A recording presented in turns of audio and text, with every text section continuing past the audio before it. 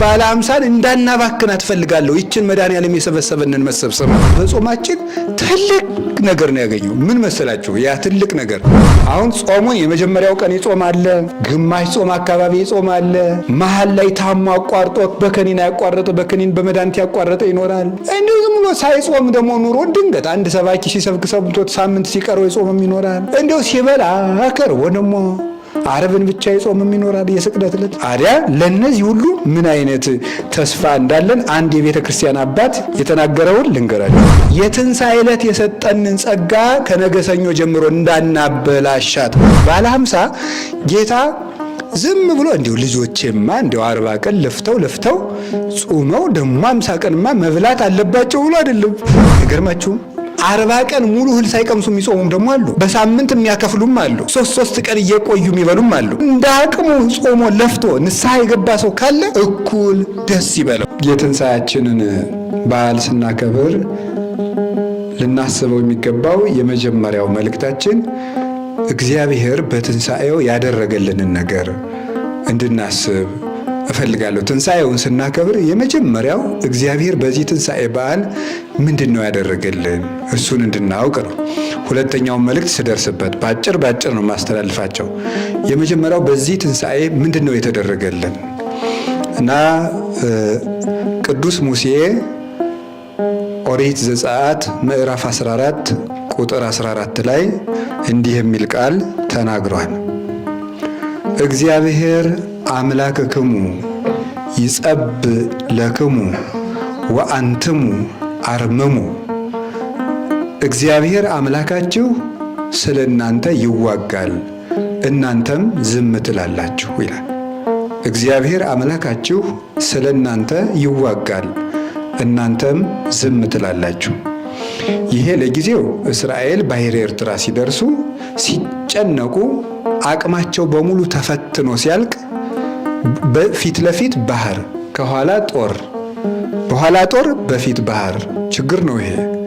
በዚህ ሲጨነቁ እግዚአብሔር ስለ እናንተ ይዋጋል፣ እናንተ ዝም ትላላችሁ ማለት ይሄ እናንተ የምትመልሱት ነገር አይደለም ማለት ነው። ተከትሏችሁ የመጣውን ጦርም አትችሉትም። የአንድ ሀገር መንግስት ነው የመጣባችሁ። ፊት ለፊታችሁ ያለውን ባህርም እናንተ አይሆንላችሁም። ወይ ጀልባ የላችሁ ወይ መርከብ የላችሁ። ይሄ የእግዚአብሔር ድርሻ ነው። እናንተ ዝም በሉ ማለት እመኑ ብቻ ማለት ነው። እናንተ እመኑ እንጂ ይሄ በእናንተ የሚሆን አይደለም አላቸው። እንደተባለው ማመኑ፣ ባህሩም ተከፈለ፣ እስራኤልም ተሻገሩ፣ ጠላትም ጠፋላቸው። ለእኛ ለሐዲስ ኪዳን ምንድነው ይሄ የሚያስተምረን? እናንተ ዝም ትላላችሁ፣ እግዚአብሔር አምላካችሁ ስለ እናንተ ይዋጋል የሚለው መጀመሪያ እስራኤል እንዳልኳችሁ ምንም ማድረግ የማይችሉት ጊዜ ላይ ነው የተነገራቸው። ጌታችን ኢየሱስ ክርስቶስ የመጣ ምንም ማድረግ በማንችልበት ጊዜ ነበር። ምንም ማድረግ የማንችልበት ጊዜ መጀመሪያ እግዚአብሔር አክብሮ ሸልሞ ፈጥሮናል። እንደተማርነው ወደዚያ ውስጥ አልወስዳችሁም። ካፈጣጠር መልኩን ሰጥቶ ለይቶ ፈጥሮናል። ከቦታ መርጦ ገነት የምትባል ቦታ መርጦ ሰጥቶናል። ከቅዱሳን መላእክት ጋር አስተባብሮናል። የዘላለም ሕይወትን ሰጥቶናል። አዋቂ አእምሮ ሰጥቶናል። ክፉና ደግን መለያ ሰውን በራሱ አምሳል ዘላለማዊ ፍጡር አድርጎ ፈጥሯል። ይህ እግዚአብሔር ፍጹም የሆነ ልግስናው ነው። ከዚህ በኋላ ያልተሰጠንን ሽተን ያልተገባ ተመኝተን የእግዚአብሔርን አደራ በልተን ጎድለን በመገኘታችን ምክንያት ቸር አባት የሆነው እግዚአብሔር ልጆቹ ባለጌ እንዲሆኑ አይፈልግምና ሊቆነጥጠን ፈልጎ ከገነት አስወጣን። ትንሽም ቀጣን። አሁን ከገነት ከወጣን በኋላ 4 የማንችላቸው ችግሮች ነበሩብን። ችግር 1 ኃጢአት፣ ችግር 2 ዲያብሎስ፣ ችግር 3 ሞት፣ ችግር 4 ፈርሶ መቅረት። 4 ችግር ነው ያለብን። እንዲህ ያለ እግዚአብሔር ያሳያችሁ ማንም የማይችለው ማንም የማያስወግደው የ4 ዕዳ ባለዕዳዎች ነበር። ኃጢአተኞች ነበርን ብንል መውጣት ያቃተን ጎስቋሎች ነበርን። በእውነት ያ ዛሬም እንኳን በዚሁ ዘመን ሆነን እንዲህ ማድረጋችን ቢያስደንቅም እግዚአብሔር በምህረቱ ያንሳንና ቀድሞ እንዲህ ያለን ኃጢአት ወግታ የጣለቻቸው ብዙ ናቸው ይላል ሰሎሞን። ተመየጥኩ ለሕርትምና ሶበ ወግአኒ ሶክ ይላል ቅዱስ ዳዊት። እሾህ በወጋኝ ጊዜ ወደ ጉስቁልና ተመለስኩ። አባቶቻችን ይህን ሲተረጉሙ እሾህ እግረ ስጋን እንዲያቆስል ኃጢአትም እግረ ነፍስን ያቆስላል። ካሰቡት አያደርስም። የህልም ሩጫ ታውቃላችሁ? እዚያው መርገጥ። በህልም ሩጫ በተለይ ሰው ሲያባረር ደግሞ እንዴት ጭንቅ ነው። ሰውየው ያባረራል፣ ሩጠናና መልጥ ነገር እዚያው መሮጥ። የህልም እሪታ ወይም ጩኸትና ሩጫ በጣም ከባድ ነገር ነው። እንዲያ ነበር የነበረን። ስለዚህ አባቶቻችን ምን አሉ?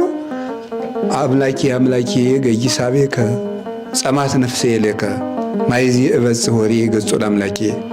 ፈጣሪ ወደ አንተ ገሰግሳለሁ መቼ ደርሳለሁ አሉ።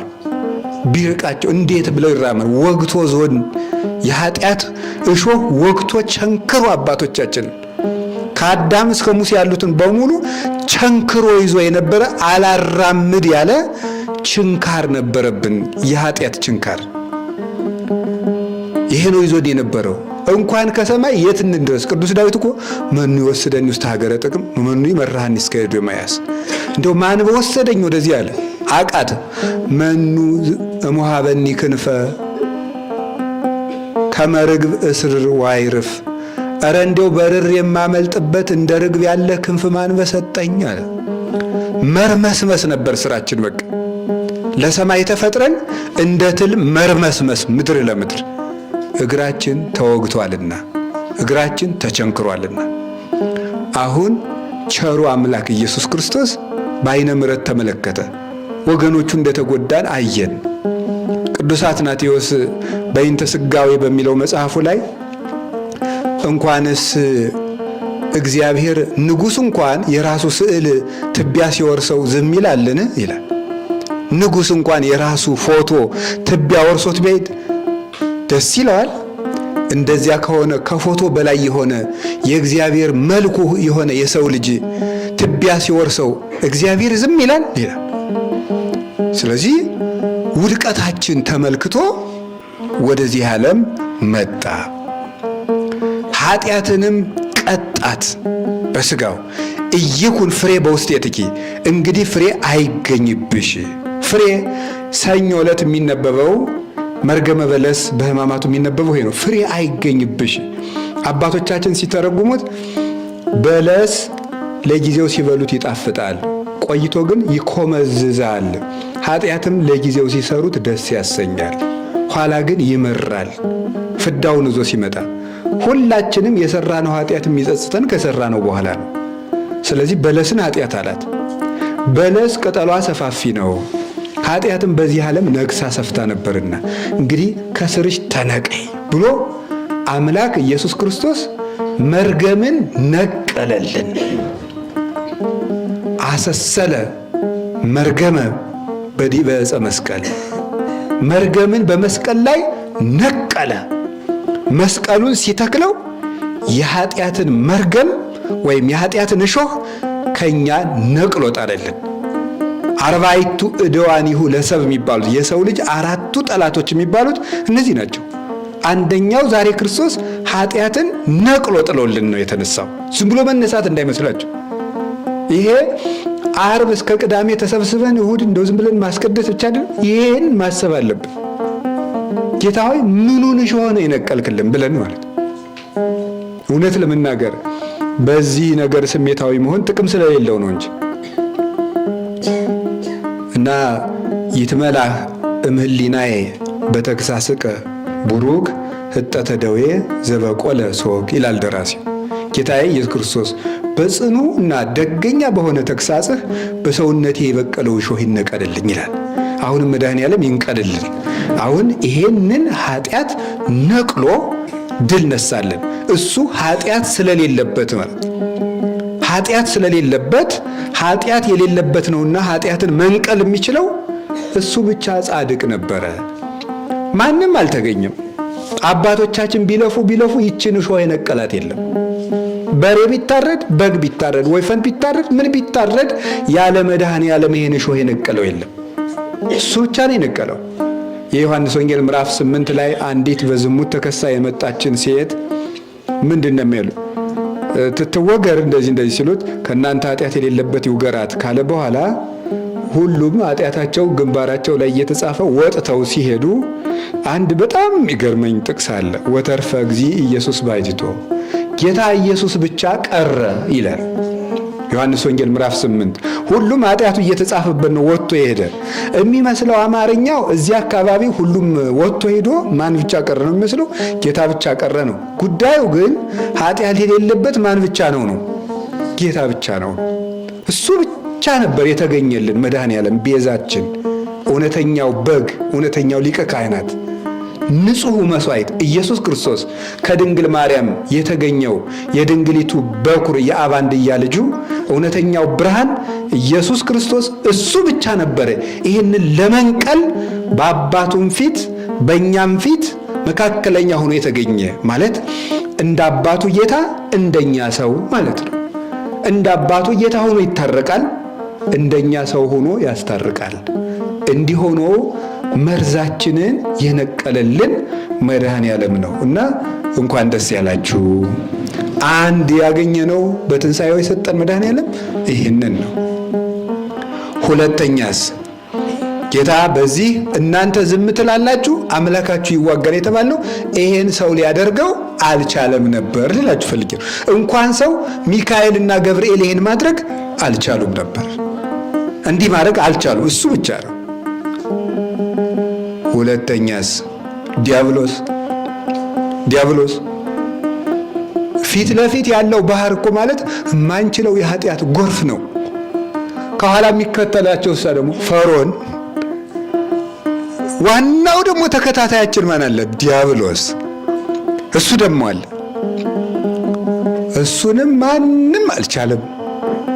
አባቶቻችን ነቢያት ሁሉ አብርሃም ከካራን ቢወጣ ዳዊት በእንባው አልጋውን እስኪያርስ ድረስ ቢያለቅስ አባቶቻችን ነቢያት ሁሉ ቢደክሙ ዲያብሎስን ድል መንሳት የቻለ ማንም የለም። ሁሉንም የበኩር ልጁ አድርጎ ይገዛቸው ነበረ። እውነተኛው ጌታ ኃያሉ የአብ ክንዱ ኢየሱስ ክርስቶስ የእግዚአብሔር አብ ኃይል ነው። እስመ ክርስቶስ ኃይለ እግዚአብሔር ውእቱ ይላል ቅዱስ ጳውሎስ አንደኛ ቆሮንቶስ ምዕራፍ 1 ላይ። ክርስቶስ የአብ ክንዱ ነው። እሱ ግን በመጣ ለዚህ ዳዊት የጠየቀው የነበረ ክንድህን ከአርያም ላክ አለው። ከብዙ ውኆችም አድነኝ። ክንድህን ላክ ማለት የሰው ክንድ የሚቀጠቅጠው ጠላት አይደለም። ላያችን ላይ የነበረው የአምላክ ክንድ ብቻ የሚቀጠቅጠው ክፉ ጠላት ነበረብን። እሱም ዲያብሎስ ነው። ስለዚህ እውነተኛው ሙሴ ጌታችን መድኃኒታችን ኢየሱስ ክርስቶስ ወደዚህ ዓለም መጣና ቀኝ እጁን ወደ ቀኝ ግራ እጁን ወደ ግራ ዘርግቶ ተሰቀለ።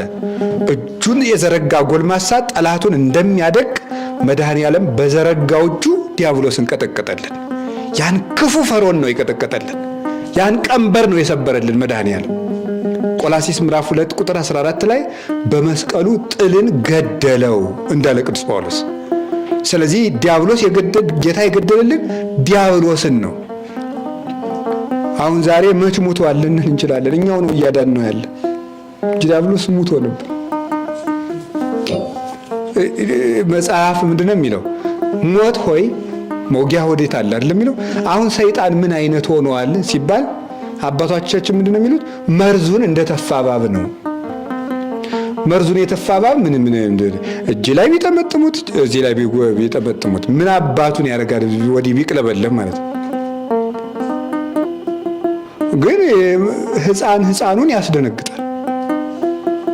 አሁን እኔና እናንተ ነው ሕፃን ማለት እንደኔ ያለው የእምነት ብስለት የሌለው የቅድስና ብስለት የሌለው እኔን ሲያስፈራራኝ ነው የሚያድር፣ ሲያሯሩጠኝ፣ ሲያጨናንቀኝ ይውላል። እኔን ደካማ ለልጅ ነው እንጂ የሚያስደነግጥ ያኛው አታይ መርዙ ተፍቷል፣ ይሄ ምንም አያረገም ብሎ ይደፍረዋል።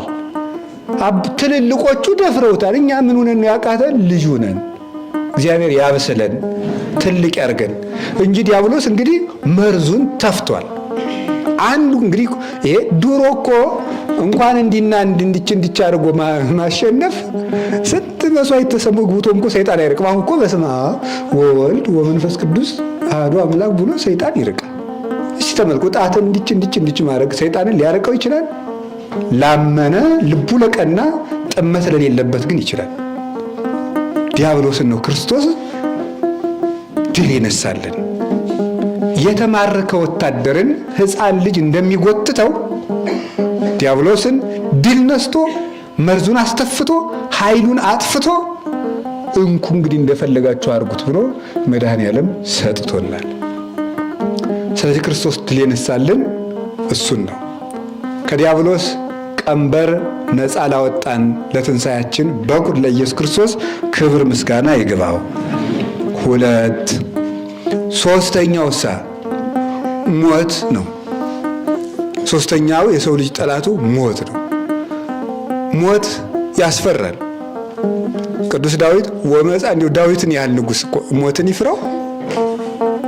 በጠጠር ሰው ሲገል የምናውቀው ቅዱስ ዳዊት ወመፃኒ ድንጋጼ ሞት ፍርሃት ወረአድ ወሐዘኒ፣ የሞት ፍርሃት ድንጋጤ መጣብኝ ብሎ ሞትን ፈርቷል። ጉልበቴ ተብረከረከ። የሰው ልጅ ሊፈታውና ሊመልሰው የማይችለው ከባዱ ነገር ምንድነው ብትሉኝ ሞት ነው። እስቲ ከእናንተ መካከል ሞት የማይፈራ የለም ማለት አይቻልም። የማይፈራም ይኖራል። የሰውን ልጅ መደምደም አይቻልም። በነገራችን ላይ በዚህ ዘመን በጣም ከባዱ ነገር ጠቅልሎ መደምደም ነው። ምን አሁን ሁሉ ሌባ ነው። እንዲሁ ስንቱን ሰው አየው በየቤቱ እየሄድክ እንዲሁ ነውር አይደለም። ሁሉ ሌባ ነው እኮ፣ ሁሉ አስመሳይ ነው። የታየው ሁሉ ሲያስመሰል። አሁን እኮ ሰው እኮ አይለወጥም፣ ዝም ብላችሁ ነው እኮ የምትሰብኩ ይላል ደግሞ አንዳንዱ ሰው። እንዲሁ አንተ አምላክ ነህ ሰው መለወጡና አለመለወጡን የምታውቅ? እንዲህ ያለ ትዕቢት እኮ እንዲሁ እንዴት ያለ ክፋት መሰላችሁ። ሰው እኮ አይለወጥም፣ በቃ ምንም አይለወጥም። ወይ ግሩ! እግዚአብሔር ከእንዲህ ያለ ደፋር ልብ ይሰውራል። እና ልላቸው የፈለጉት እዚህ ውስጥ አሁን ሞትን የማይፈራ ይኖራል፣ ግን በውስጡ ግን ይፈራል።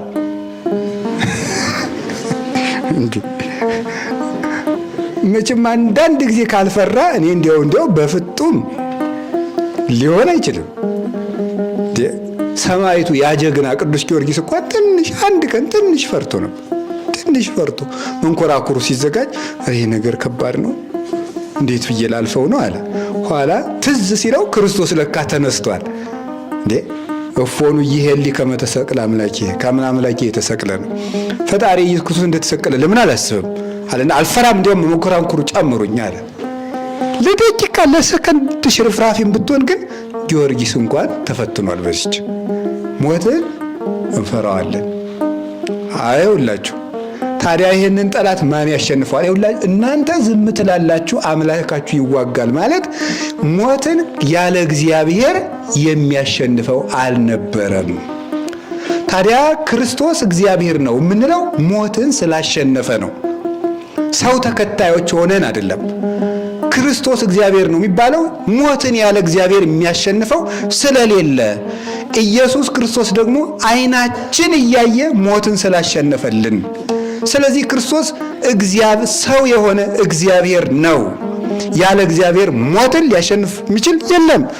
ለዚህ ነው ቅዱስ ጴጥሮስ ግብረ ሐዋርያት ምዕራፍ 2 ላይ ሲል እይክል እይዞቶ ሞት ሊይዘው አልቻለም ይላል።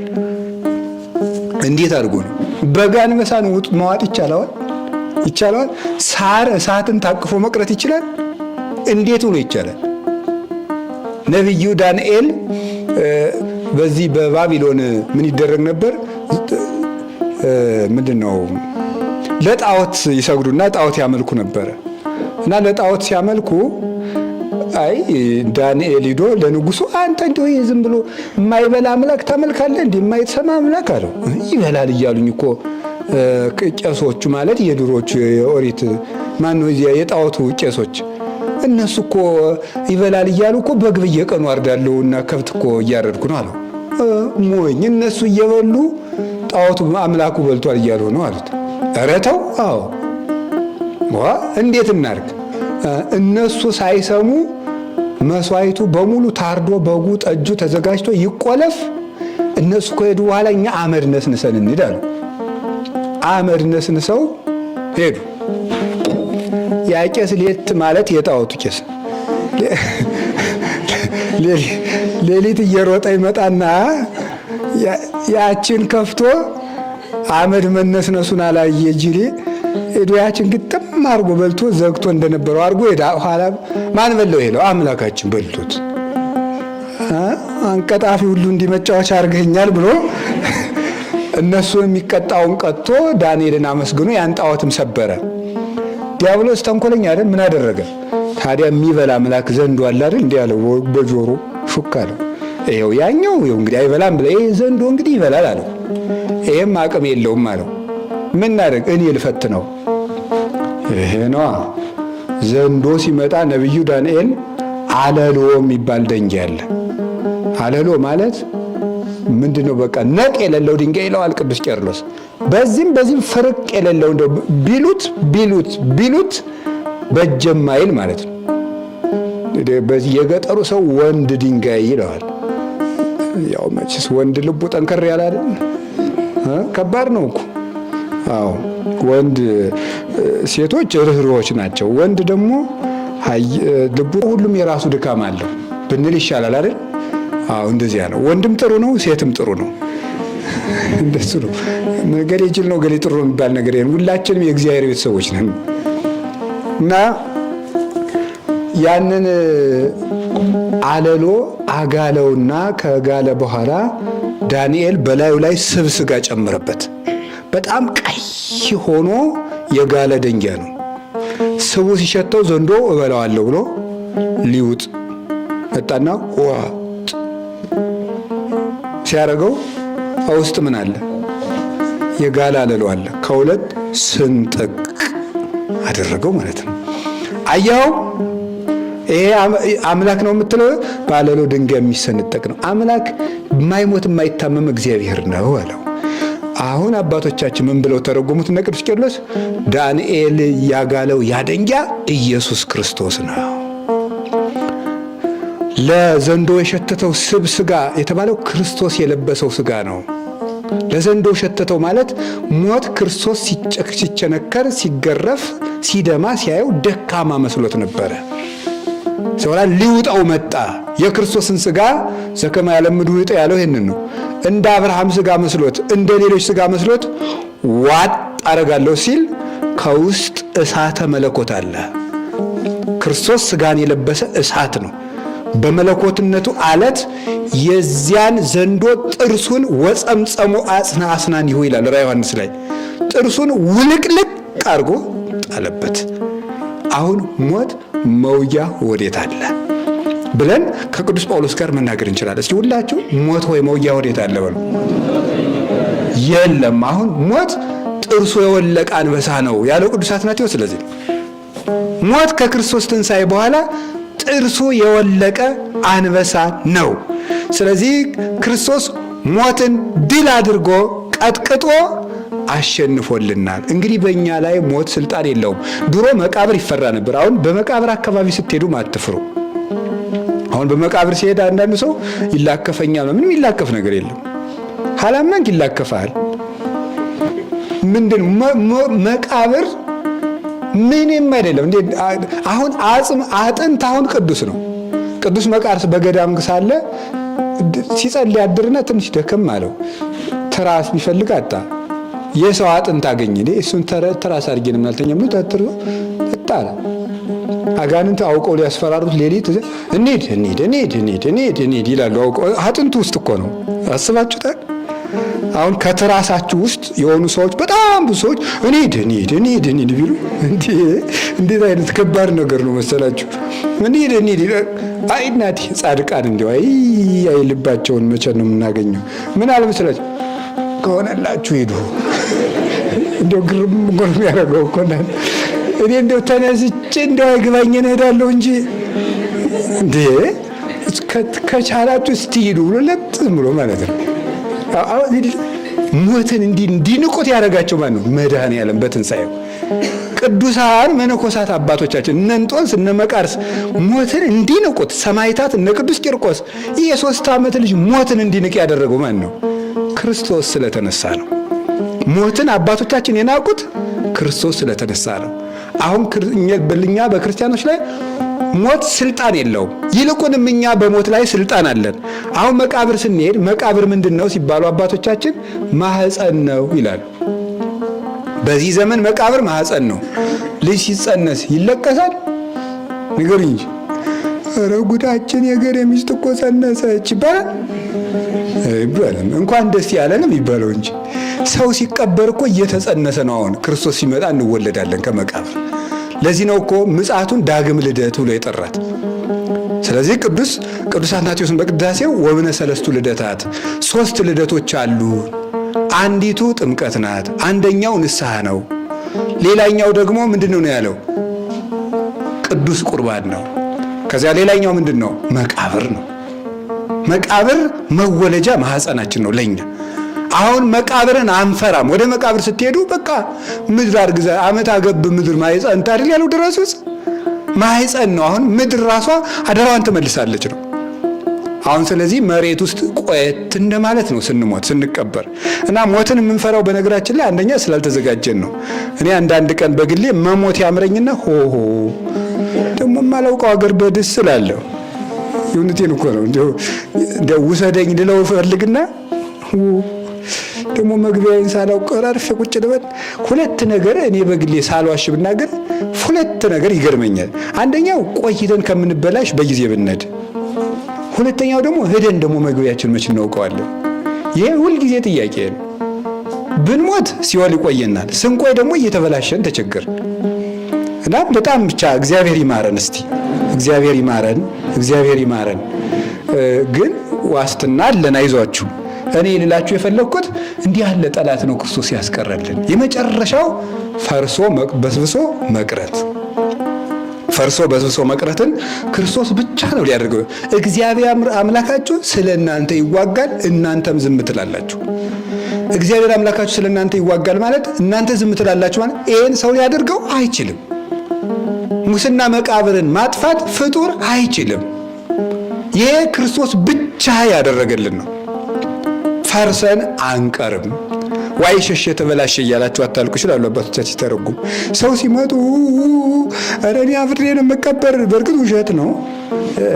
አሁን ብንለቀው ብዙ ሰው እኮ አይገባም። ውሸቱን ነው እኮ የሚቀልደው። እንደው መቼም እኔ ልኮነን እኮ ነው እንጂ የሰው ልብ ደግሞ መረመርክ እንዳትሉ እንጂ ማለት እኔ ስለማልገባ ነው። እኔ ስለማልገባ ሰው የሚገባ አይመስለኝም። እንደው ኋላ ላይ ያስፈረድብን እኮ ለቀቁኝ እኮ ማን የለቀቀኝ ብሎ የባስ ተፍጨርጭሮ ወጥቶ ደግሞ ኋላ ላይ ያሰቃየን ነው እንጂ እኔስ ወደ መቃብሩ ስገባ ዝም ብሎ የለቀቁኝ እነማን ናቸው አይታችኋል ሊል ነው እንጂ አሁን ሊገባ ነው። አይገባም እኮ ውሸቱን ነው። ግን የሆነው ሆኖ ምናልባት ወደ መቃብር ስትሄዱ ሽታ ሊኖር ይችላል፣ አላሳልፍ ልጅ ይችላል ለ3 ለ4 ቀን። ግን አይዟችሁ፣ ያ ምን መሰላችሁ? ታድሶ ወደ ክርስቶስ የሚነሳ ነው። ፈርሶ የሚቀር የለም። አውሬ ቢቆረጠው እንኳን ተለቅማ ትመጣለች፣ በክርስቶስ ደም ከብራለችና። ዛሬ አያችሁ፣ ድሮ እኮ የሞተ ሰው በድን የነካ ሰው 24 ሰዓት ርኩስ ነው በኦሪት። ዛሬ ሰው ሲሞት ምንድነው የምናደርገው? ስመን ነው የምንቀብረው። ስመን እንቀብረዋለን። ይሄ ማለት ምን ማለት ነው? በክርስቶስ ደም የታተመ ነው ማለታችን እኮ ነው። ነገም ይነሳል ማለታችን ነው። የምንስመው ለዚህ እኮ ነው። በድን የነካ ርኩስ ነበር። ክርስቶስ እስኪወለድ ልደታችን ርኩስ፣ ክርስቶስ እስኪወለድ ልደታችን መወለዳችን ርኩሰት፣ ክርስቶስ እስኪወለድ በድናችን ርኩስ፣ ክርስቶስ እስኪወለድ ጨርቃችን ሁሉ መርከስ፣ ሁሉ ርኩስ። መድኃኔዓለም ከመጣ ወዲህ ግን እንግዲህ ለመተነስተ ማይደርነ ዘበምድር ብነ ህንፃ በውስተ ሰማያት ዘይገብሩ እደ ሰብ። በምድር ያለው ቤታችን ቢፈርስ እንኳን በሰማይ የሰው እጅ ያልሰራው ቤት አለን። ሁለተኛ ቆሮንቶስ ምዕራፍ 5 ቁጥር 7። በምድር ያለው ቤታችን ቢፈርስ ማለት ይሄ የሚታየው አካላችን ይፈርሳል፣ ነገር ግን ታድሶ ይዘራ በሐሳር ወይ ተነሳ በክብር። በሐሳር ይዘራል ማለት ይሞታል፣ ይፈርሳል፣ ይበሰብሳል፣ ይለወጣል፣ ነገ ከብሮ ይነሳል። ዛሬ እግዚአብሔር ኢየሱስ ክርስቶስ በዕለተ እሑድ የሰውን አካል አከበረ፣ ፈርሰን እንዳንቀር አደረገን። ይሄንን ያደረገልን የትንሣኤያችን በኩር የምንለው ኢየሱስ ክርስቶስ ለዚህ ነው። ስለዚህ እግዚአብሔር ያደረገልንን እንወቅ ማለት አሁን ከትናንት አወጣን፣ ለነገ ደግሞ እነዚህ አራት ነገሮች አስረው እንዳይዙን መንገድ ከፍቶልን ሄደ። በመንገዱ ለመሄድ ያብቃን። መልእክት 1 መልእክት 2 አሁን ለኛ በጾሙ ጾመን ትንሣኤውን ዛሬ ለምናከብር ሰዎች አንድ መልእክት ነው። ይሄኛው አጠቃላይ መድኃኔዓለም በትንሣኤው የሰጠንን ነገር ነው ያስተላለፍኩት። ሁለተኛው ደግሞ ጾመን ያገኘነው ዋጋ ምንድነው እንደው በአብይ ጾም የሚለውን የአንድ አባት ነገር ላስተላልፍላችሁ። ማለት ጾመን አሁን ትልቅ ነገር አግኝተናል። እሱን እንደው ብዙ ጊዜ ስለማናስበው እንድናስበው ስለፈለግኩ ነው። ዛሬ በጾማችን ትልቅ ነገር ነው ያገኘው። ምን መሰላችሁ? ያ ትልቅ ነገር የክርስቶስ ዘመዶቹ ነናል። ዛሬ እኮ ነው የሆነው። በጾም በትንሣኤ ሆነናል። አዎ፣ ግን ጾመን ትንሣኤውን ስናከብር ሕማማቱን አክብረን ጾሙ ትንሣኤው ጋር ስንደርስ እያንዳንዱ ክርስቲያን እንግዲህ ተመልከቱ፣ ዓለም መቼም ሁልጊዜ ከክርስቶስ እቅፍ እንደጎተተችን ነው የምትኖረው። በተለያየ ምክንያት ከሱ እቅፍ ብንወጣም ጾሙ ክርስቶስ እኛን ወደሱ እቅፍ የሚሰበስብበት ጊዜ ነው እሱ። አሁን ተሰብስበናል ነው። ስለዚህ እኔ ባለ አምሳል እንዳናባክናት እፈልጋለሁ። ይችን መድኃኔዓለም የሰበሰበንን መሰብሰብ ማለት ነው። ደግሞ ደስ የሚለው እንዴት ያለ እንደሆነ ታውቃላችሁ? አሁን ጾሙን የመጀመሪያው ቀን ይጾም አለ፣ ግማሽ ጾም አካባቢ ይጾም አለ፣ መሀል ላይ ታሞ አቋርጦ በከኒን ያቋረጠ በከኒን በመድኃኒት ያቋረጠ ይኖራል። እንዲሁ ዝም ብሎ ሳይጾም ደግሞ ኑሮ ድንገት አንድ ሰባኪ ሲሰብክ ሰምቶት ሳምንት ሲቀረው ይጾምም ይኖራል። እንዲሁ ሲበላ ከርቦ ደግሞ ዓርብን ብቻ ይጾምም ይኖራል፣ የስቅለት ዕለት።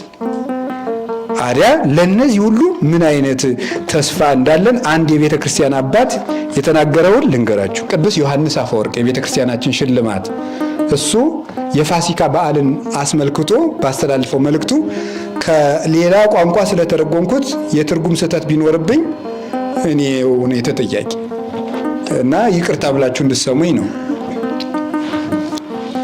እግዚአብሔርን የሚወድ አገልጋይ ዛሬ በዚህ ብሩህ መልካም ቀን ደስ ይበለው። ትጉህና በጎ አገልጋይ ማን ነው? እንግዲያውስ ፈጽሞ ደስ ይበለው፣ ወደ ጌታው ደስታም ይግባ። በጾም የደከሙ አሉን? እንግዲያውስ ዋጋቸውን ይቀበሉ።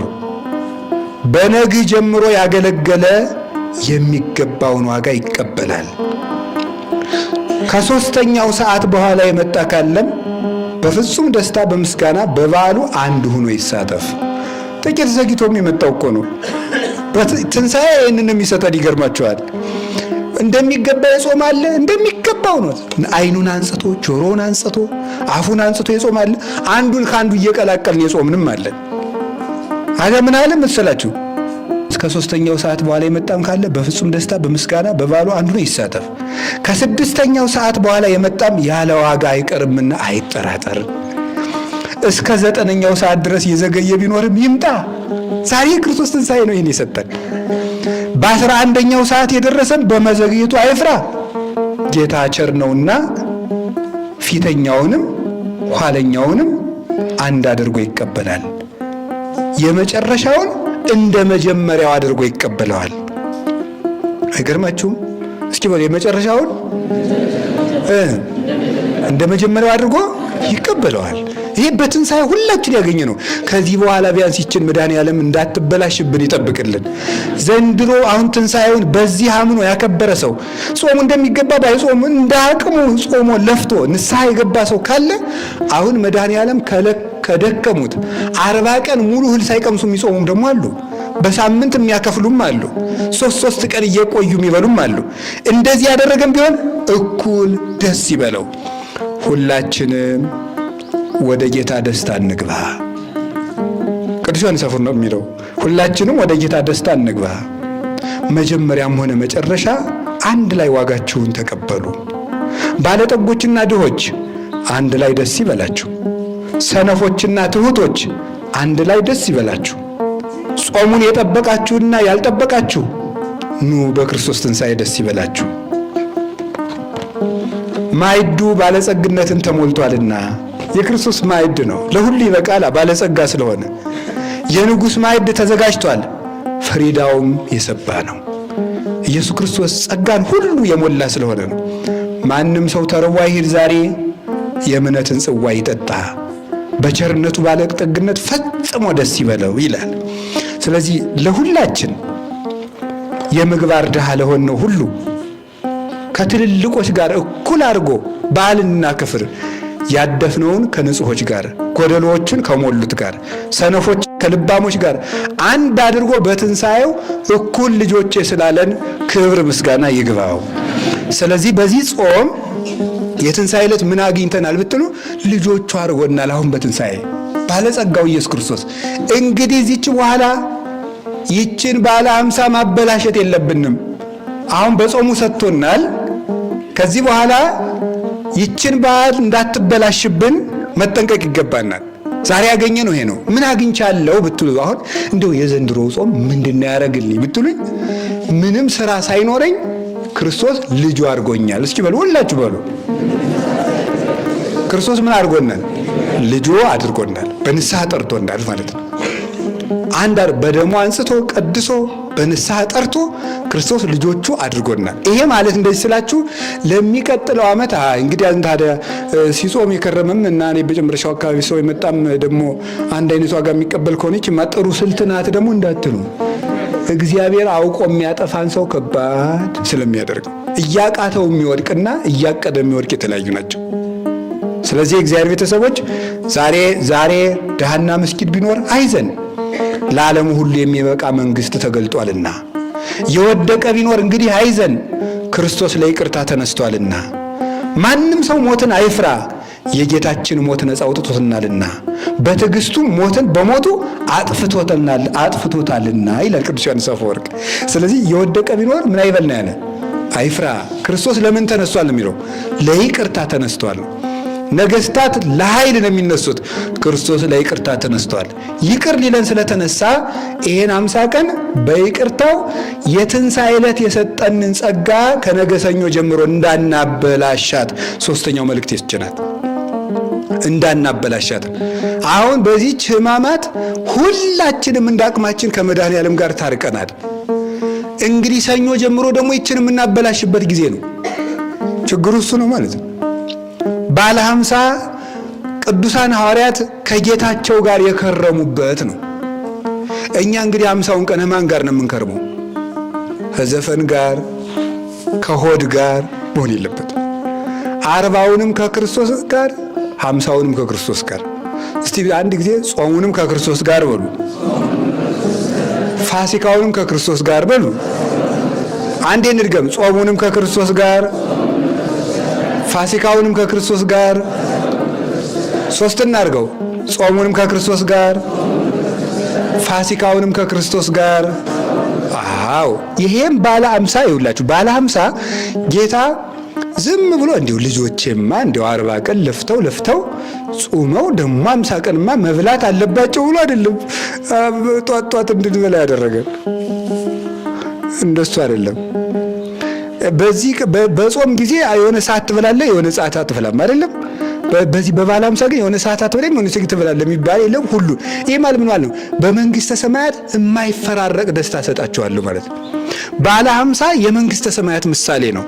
ስለዚህ ሰኞ ጀምረን ወደ መንግስተ ሰማያት እንግባ እንጂ አግባ መልስ ብለን ወደ ሆድ ውጊያ መግባት የለብንም። ጎበዝ እንዴ! እውነቴን ነው። ምግብ ሊበቅልብን አይገባም። መጥነን መመገብ አለብን። ከዚህ በኋላ 50ውን ቀን ከማን ጋር ነው ያልኳችሁ? አቤት ከክርስቶስ ጋር ነው እንዴ። አባ መቃርስን መነኮሳት ተሰብስበው ሄደው አባ አቤት የበዓል እንደው ሶስት ወይን እንጠጣ አሉት። የበዓል ሰይጣን ከሌለ ጠጡ አለችው። አሁን የሚመስለን እንግዲህ ከሰኞ በኋላ ሰይጣን የለም ነው የሚመስለን። እንደው ጅል ናችሁ አለ እኮ አይኑን አፍጥጦ ተመስገን። እንግዲህ እሑድ ጀምሮ ይረሳት የለ ዓርብ ቢቀጠቀጥ ምናምን ቢሰግድ ምናምን ተው ዝም ብለህ ኪራይ ላይ ጾም ቢል ቢሰግድ ሰኞ ይረሳት የለ ምን አገባኝ ብሎ አይኑን አፍጥጦ አሁን እየደበጠ ነው እንዲያሩ ያመናቲ። ስለዚህ ከነገ ሌሊት ጀምሮ ጸሎት እንዳናቋርጥ። አሁን ከዛሬ እሁድ ማታ ጀምሮ የክርስቲያኖች ችግር የለብንም። አንዱ ችግር ምንድን መሰላችሁ? የሆነ ጊዜ ሰይጣንን አሽረን ጥለነው መስሎን እዛ እሁድ ማታሳ አሁን አርባ ተከፍሏል፣ ቅዳሜ ቤተክርስቲያን ታድሯል፣ እሁድ ማታሳ እንግዲህ ረፍ እንበል። የለም ማያርፍ ጠላት አለ። ረፍት ክርስቶስ ውስጥ መግባት ነው። ስለዚህ ከዚህ በኋላ ባለ 50 ከኪዳን ጋር፣ ባለ 50 ከቅዱሳት መጻሕፍት ጋር፣ ባለ 50 ከቅዳሴ ጋር፣ ባለ 50 ከቅዱስ ቁርባን ጋር፣ ባለ 50 ራስን ከማንጻት ጋር፣ ባለ 50 ከይቅርታ ጋር፣ ከፍቅር ጋር፣ ከአንድነት ጋር እንድንከርም ይችላል። ሶስቷ መልእክት አልቃለች። ስለዚህ በቅዱስ ዮሐንስ አፈወርቅ ቃል የልደምድሞ እንደው ቅዱስ ዮሐንስ አፈወርቅ እኔ እንደው ቆራርጬ ምንም እንደው ብዙም ቋንቋውን ሳላውቅ የተረጎምኩት የተወደደ መልእክቱና በነገራችሁ ላይ በጥንት ቤተክርስቲያን የትንሣኤ መልእክት የአባቶቻችን መልእክት በጣም ትልቅ ክብር ነው። አባቶቻችን ተሰደው፣ መምህራን ተሰደው፣ ፓትርያርኩ ተሰዶ፣ ጳጳሱ ተሰዶ ግዞት ቤት ሆኖ የሚልክላቸውን ደብዳቤ ምዕመናን ተሰብስበው ያችን ልከው ሳይቆርቡ ሁሉ መናፍቅ ጳጳስ ተሾመባቸው በመናፍቁ አንቆርብም ብለው ለብቻቸው በአንድ ቦታ ተሰብስበው የስደተኛውን ጳጳስ መልእክት አስነብበው እንደቆረቡ ቆጥረው መምህራችን መልስልን ብለው ይሄዱ ነበር። እኛ እግዚአብሔር ይመስገን ፓትርያርካችን ከመንበራቸው አሉ፣ ሊቀ ጳጳሳችን አሉ፣ መምህራን አልጠፉም። እዚህ ውስጥ ነው ያለ ነው። ስለዚህ እንደው ቅዱስ ዮሐንስ አፈወርቅ ተሰደው ሁሉ ነበር የሚጽፉት እና እንደው የሊቁ የቅዱስ ዮሐንስ አፈወርቅ እኔ ቃሉን በቆራረጥኩት መድኃኔዓለም እሱም ራሱ ሊቁ ይቅር ይበለኝና ብቻ ግን ባለች መልእክት የራሱ የቅዱስ ዮሐንስ አፈወርቅ በረከት ለሁላችን እንዲደርሰን የአምላክ ፈቃዱ ይሁን። እንዲህ ነው የሚለው፣ ክርስቶስ ተነስቷል፣ ሞት ጠፍቷል፣ ክርስቶስ ተነስቷል፣ ክፎች ተጣሉ፣ ክርስቶስ ተነስቷል፣ መላእክት ደስ ይላቸዋል፣ ክርስቶስ ተነስቷል፣ ሕይወት ነፃ ወጥታለች፣ ክርስቶስ ተነስቷል፣ መቃብሩም ከሙታን ባዶ ነው፣ ክርስቶስ ተነስቷል፣ ላንቀላፉት በኩር ሆኖ ተነስቷል። ለእርሱ ክብርና ጌትነት ይገባል ለዘላለሙ አሜን።